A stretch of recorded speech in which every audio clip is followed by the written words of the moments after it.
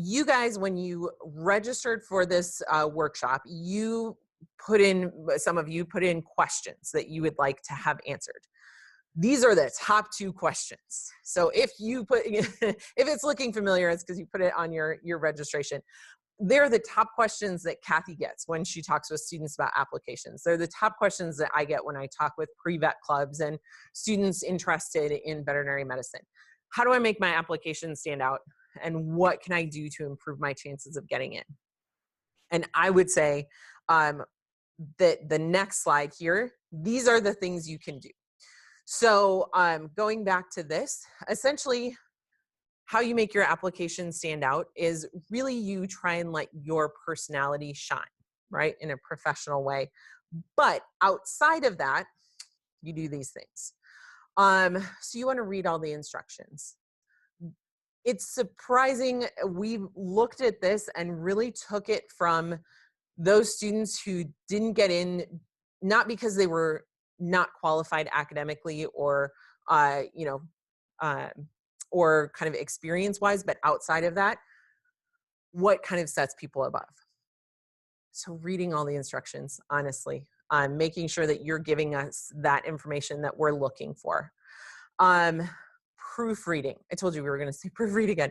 Proofread things. So Kathy was talking to me about this story of a gal who actually gave her, well, actually, I don't know. It was a student. I don't know what gender they were. I don't think. But so they gave their username and password to their friend to have them proofread their essays within the application system instead of like copying and pasting in an email, right? You know where this is going.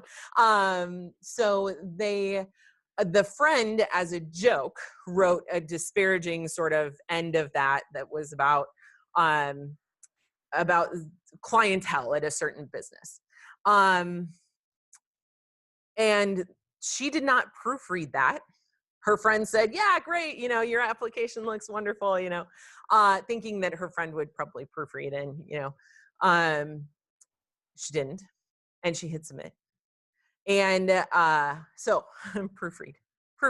So something that student was probably fantastically qualified for vet school. And actually, I think that they got that worked out, right? Our admissions committee kind of reached out to her and said, did you mean to put this? Because we need to talk if you did. So fantastically qualified, didn't proofread. Should have caught that, you know, that they edited that in some way.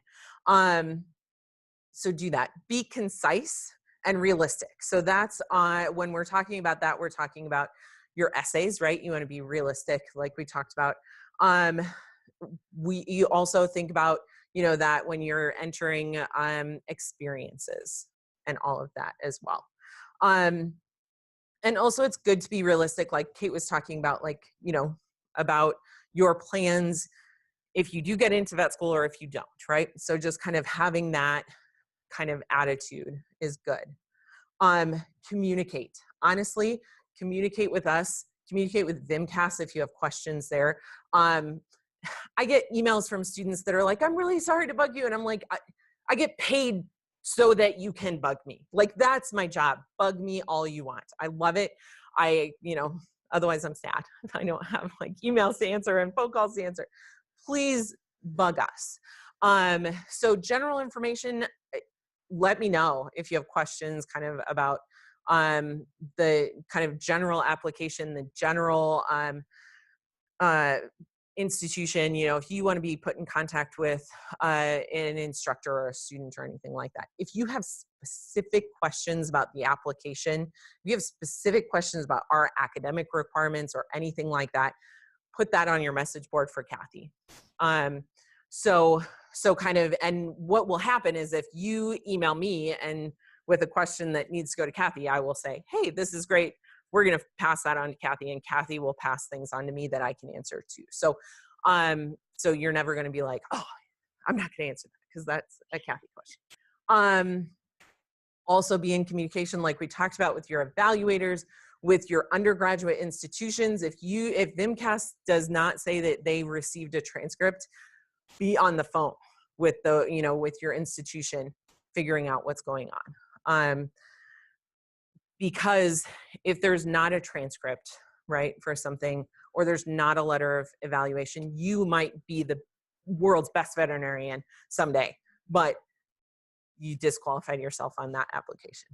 So, again, double check that that's complete, you know.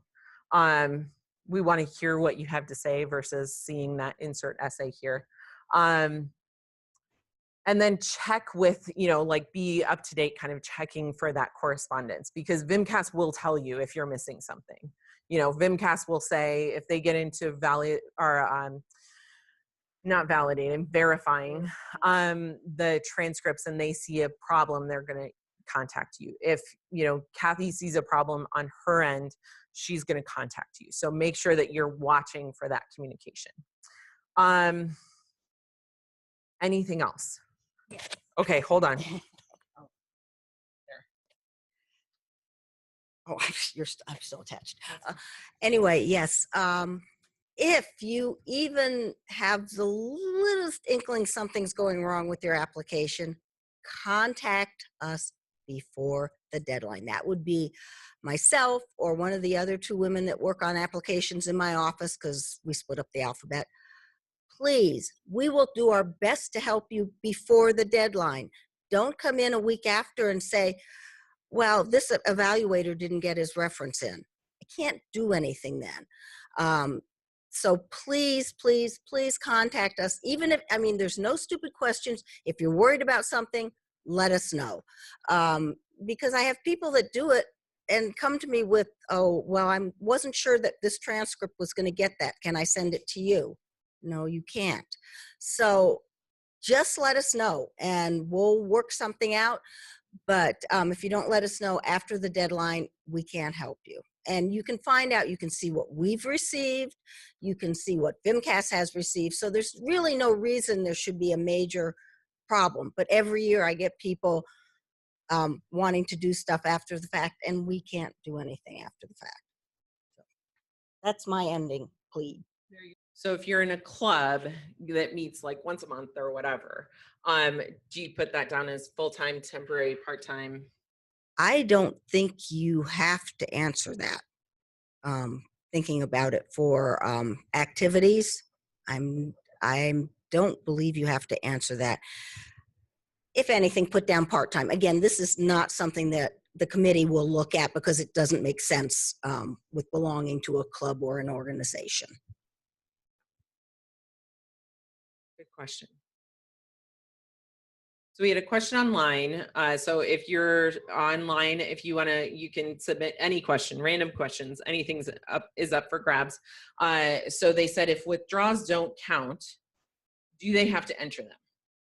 Yes, because what you are entering is an exact duplicate of your transcript.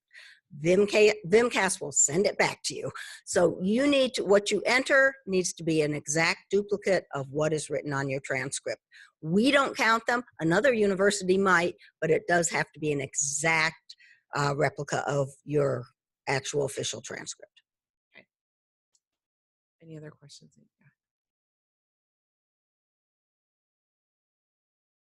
Okay. Awesome.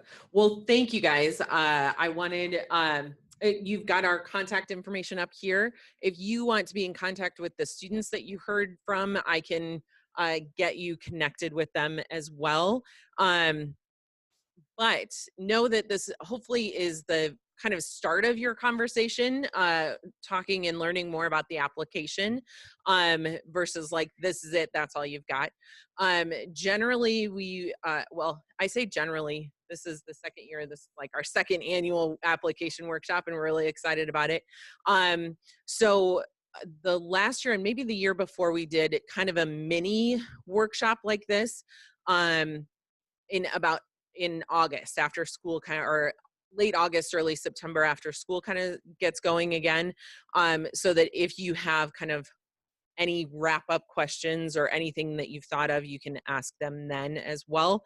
But like I said, please feel free to be in contact throughout the summer. Kathy and I are both here and waiting for your